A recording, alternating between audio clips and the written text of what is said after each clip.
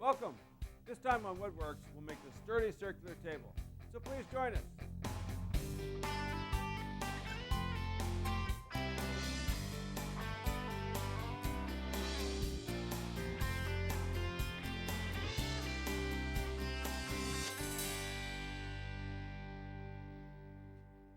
Hi, I'm David Marks.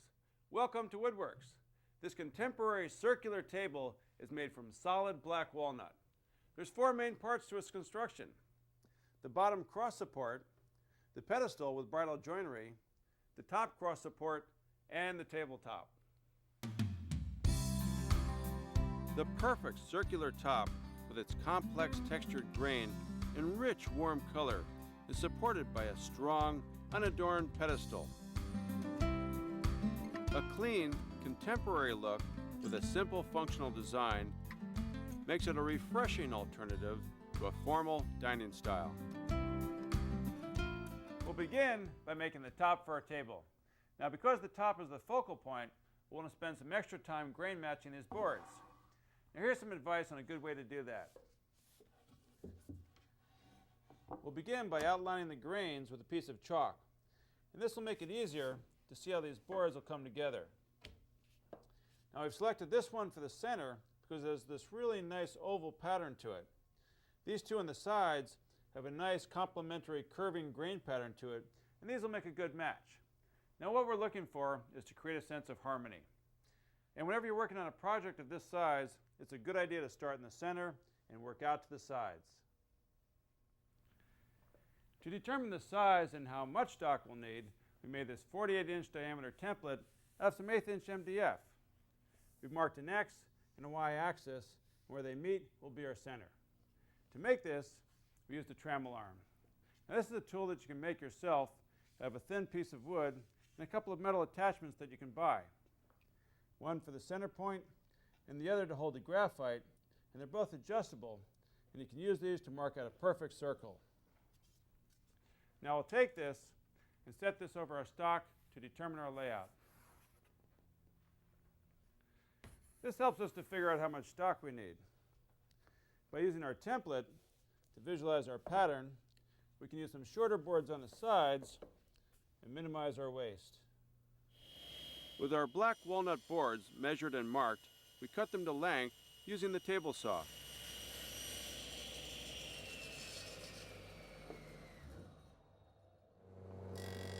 Then we take our cut boards to the jointer and joint the edges flat. This prepares the surfaces that will be glued together. Because we're gluing long grain to long grain, the bond will be strong. Given the size of our tabletop, we'll glue it up in sections. We start in the middle and work outward. Since we want to be careful with our alignment, we use the chalk marks we made earlier as a reference. Once the center boards are glued and clamped, we'll glue the other sections together. Once the sections are dry, we glue them to each other. We use cauls to assure that all the boards stay flat while we clamp them together. Once the rough tabletop is dry, we use a hand scraper and a cabinet scraper to scrape away the excess glue and level the surface. Now that the surface is smooth, it's time to trace out the shape of our tabletop. Simply place our round template on the boards and trace the shape with a pencil.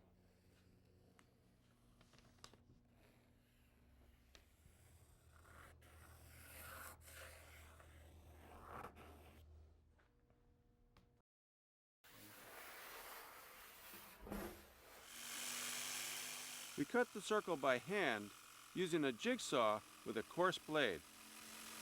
We make our cut just outside the line, leaving the circle a bit oversized. As you can see, the edge is quite rough. Our next step is to shape this into a perfect circle. This is another job for a trammel arm. Only this time, we'll build one to support our router. A trammel arm is easy enough to make. Basically, we just attached our router to a piece of plywood. Now the trammel arm will keep the router lined up and hold it steady. Now to make it work properly, it has to pivot off the center. So we attached a block of wood to the underside of the table, and our pedestal will cover up these screw holes. So all we have to do is to line up our trammel arm and attach it to the pin in the center.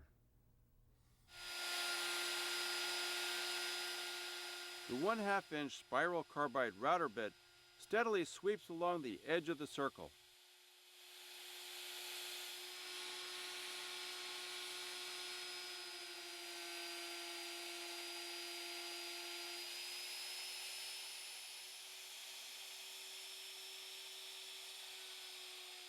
We'll make a total of 4 passes, lowering the bit 1/4 of an inch each time, cutting a perfect circle.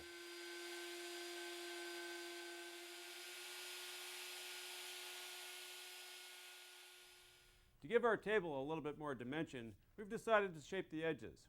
Now on the underside, we'll be cutting a 30-degree bevel cut. But we won't be using the trammel arm for this one because we'll be using a router bit with a bearing on the bottom, which will reference off our flat edge.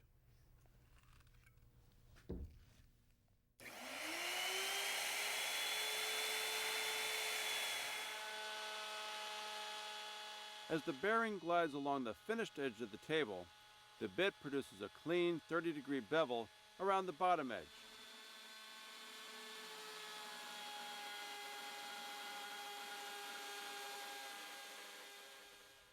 Now I'll shape the top edge with an 1/8 inch roundover bit, and our top will be complete. Let's take a look at our example. Our pedestal is actually made in 3 separate constructions. Our bottom cross supports are 4 inches wide, and they act as our feet.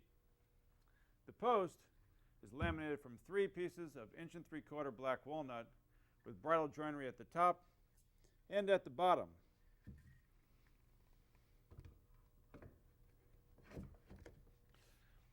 Our top cross support is 3 inches wide, and that attaches here. And our tabletop fastens to it. So this is what our pedestal looks like. Let's begin by making our center post. The first step is to cut the 2 outside pieces of our center post to length at the table saw.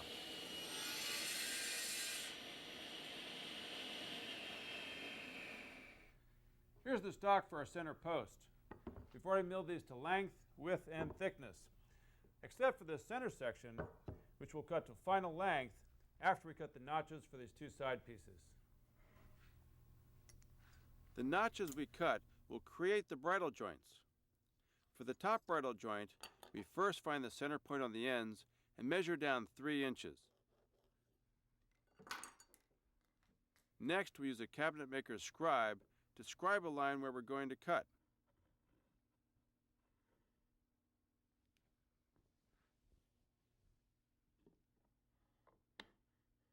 Then draw some X's to indicate the piece we'll cut out, which is 1 3/4 inches wide. That matches the thickness of the stock of the cross pieces. The bottom notch cut will be 4 inches deep. That will give us added strength and stability. We'll use the same techniques to lay out those cuts. At the bandsaw, we first cut the 3-inch notches on the top of our stock. Then we reset the stop block 1 inch and cut the 4-inch notches on the bottom of our side pieces. At the drill press, we use a 1 3/4 inch Forstner bit and drill away the excess stock.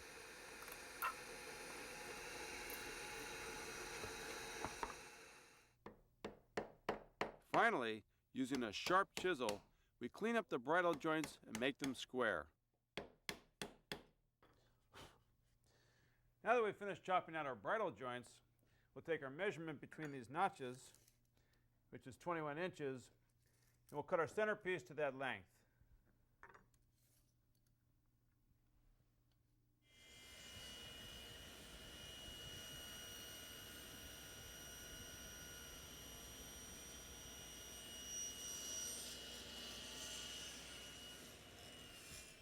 We're doing a dry fit to check the alignment of our center post. What's important here is to make sure that these notches line up with our center stock. If they don't, we're going to have to do a lot of chiseling later on. These are looking pretty good, so we can do our glue up now. To help with the alignment, I've milled up a couple of blocks.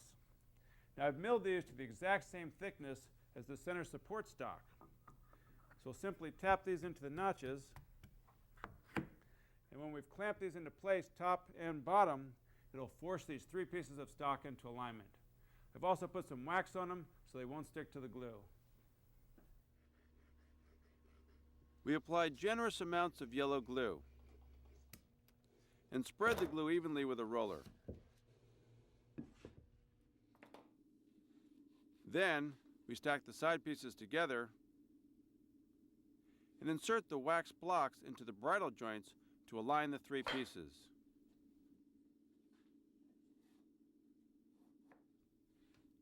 Finally, we'll apply good clamping pressure, making sure it's even all the way around. Then let it dry for a few hours.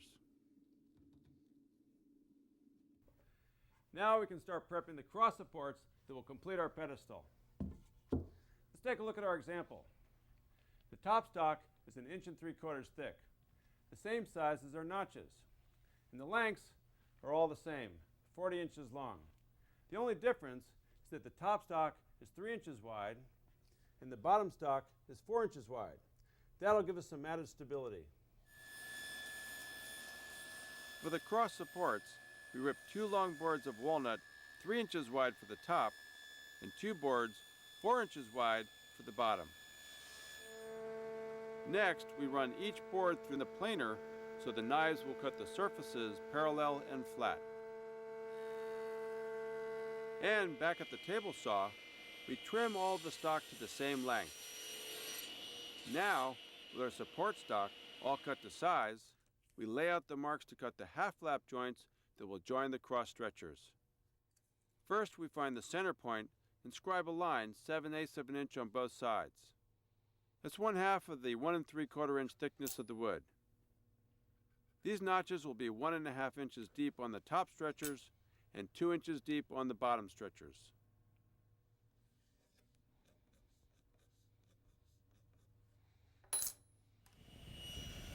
At the table saw, we incrementally notch away the half lap joint.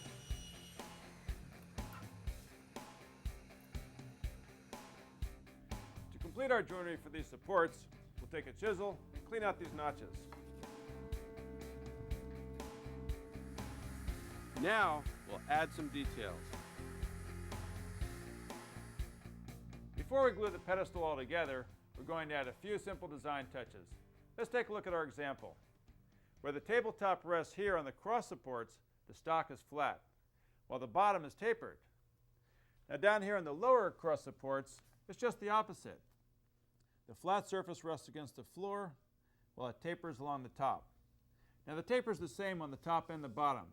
It's a 1-inch taper, tapering from 4 inches to 3 inches along the bottom, and from 3 inches to 2 inches along the top.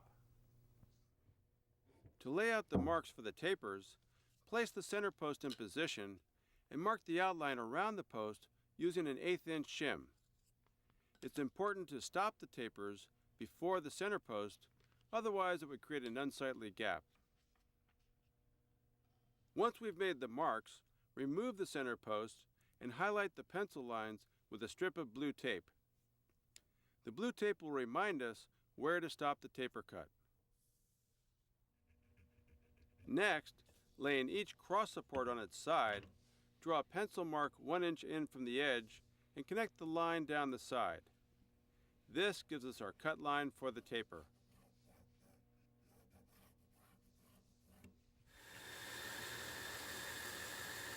At the bandsaw, we cut the tapers freehand, making the cut about 1/16 of an inch from our pencil line. Then, we use a block plane and carefully shave the wood to that line. To finish our cross supports, we add a little bevel along the edges, making sure we stop before our tape line.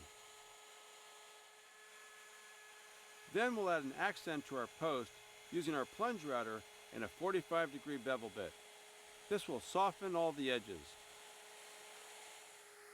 Also, we add a decorative bevel to the ends of our cross supports.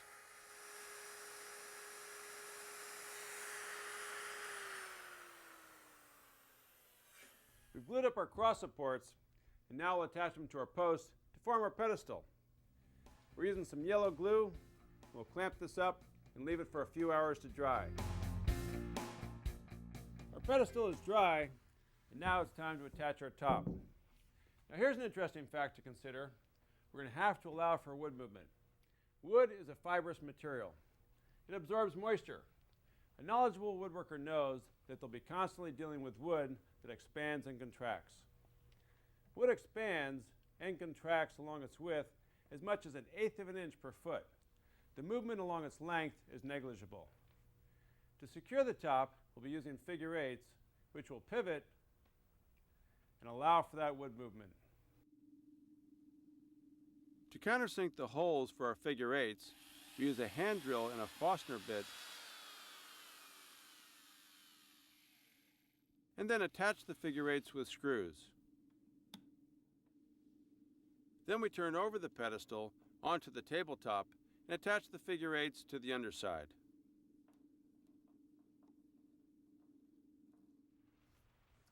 As far as finishing tabletops, I've tried a variety of different finishes, including lacquers and polyurethanes.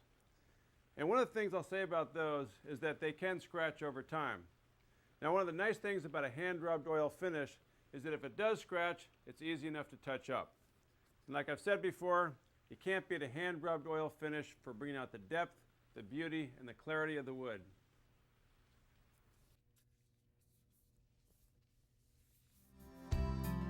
The warm, rich texture of the black walnut is displayed proudly in the circular surface. This contemporary table, with its simple design and solid construction, is suitable for serving a feast for a family as well as a feast for the eyes. As far as maintenance, a hand-rubbed oil finish is easy to repair if it gets damaged.